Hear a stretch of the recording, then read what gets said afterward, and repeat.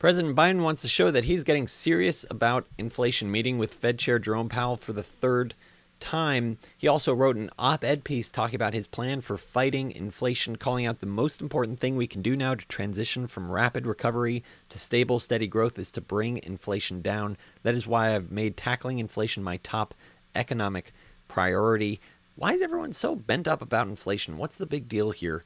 Anyways, well, I'd say a key aspect has to deal with social unrest in 2022. Let me elaborate, which is that as you have prices move higher over time, and if you don't have income catching up to, let's say, higher food prices, higher energy prices, higher housing prices, you have social unrest because people are saying the system is not working for me. So I'm either going to have change at the ballot box, meaning all these politicians, get out of here, or there's going to be change in the streets. And that often leads to violence and bigger problems. And so hopefully it doesn't come down to that. But for all the politicians looking at, hey, I enjoy my job, I've got nice cushy pay, got nice benefits, they're saying, hey, 2022, at the end of this year, all these congressmen can get voted out. This is a time where we say, okay, we're going to be serious about inflation, because otherwise the next guy or gal who's going to get voted in is going to say, hey, I'm serious about breaking the back of inflation. If this is your first time tuning in, my name is Daniel. You're watching Unrivaled Investing. Let's keep diving in to figure out, how does President Biden plan on tackling inflation? And so he talks about, first, the Federal Reserve has a primary responsibility to control inflation. My predecessor demeaned the Fed, and past presidents have sought to influence its decisions inappropriately during periods of elevated inflation.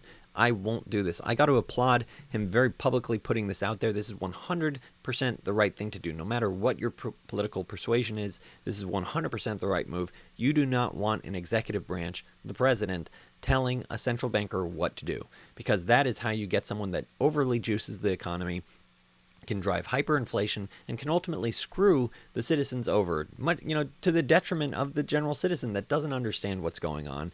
Where you might have someone in office say, hey, let's just juice the economy as much as it can because I want to get reelected in 4 years from now. And so instead, you want to have a Federal Reserve that's trying their best to make smart judgments. I don't agree with what the Federal Reserve has always done, but I do agree with their independence. I think that is very important, because you do not want executives say, hey, we're just going to do all these programs so that way I can stay in office forever, and you're just going to print tons of money and create hyperinflation, because that is a problem you see over and over again in developing markets. You saw that in Turkey, you see it in Latin America, you see it over and over again, where there's this overreach by the executive branch to tell the central banker what to do. So I applaud that decision. Another key component that you should think about, the only chance of avoiding a financial calamity is if Jerome Powell is able to moderate inflation without killing the economy. This is the Goldilocks situation. This is the soft landing, and arguably this is the reason why stock prices have bounced slightly recently. It's this idea. It's not highly probable that they pull it off, but if they do, Jerome Powell deserves the highest award that you can get as a citizen, which is this idea that, hey, the Federal Reserve has very blunt instruments to try to bring down inflation. You either raise interest rates or you effectively sell down your $9 trillion balance sheet. Both of those things could crush the economy, could have huge impact on the economy. You could go from 8% inflation to negative 3%, to effectively deflationary forces. The sirens could start going off because you start having real problems in the economy, because those blunt instruments of higher interest rates can really squash demand. And so all of a sudden you can have a hot economy go to, whoa, we're in a recession now. So that is, if Jerome Powell can pull it off, that'll be really something. And that's arguably why this is one of the top priorities is, hey, let's get that soft landing in place. Another key aspect that they're looking at is various different measures of legislation. I don't have a strong opinion about this. Some of it has to do with healthcare.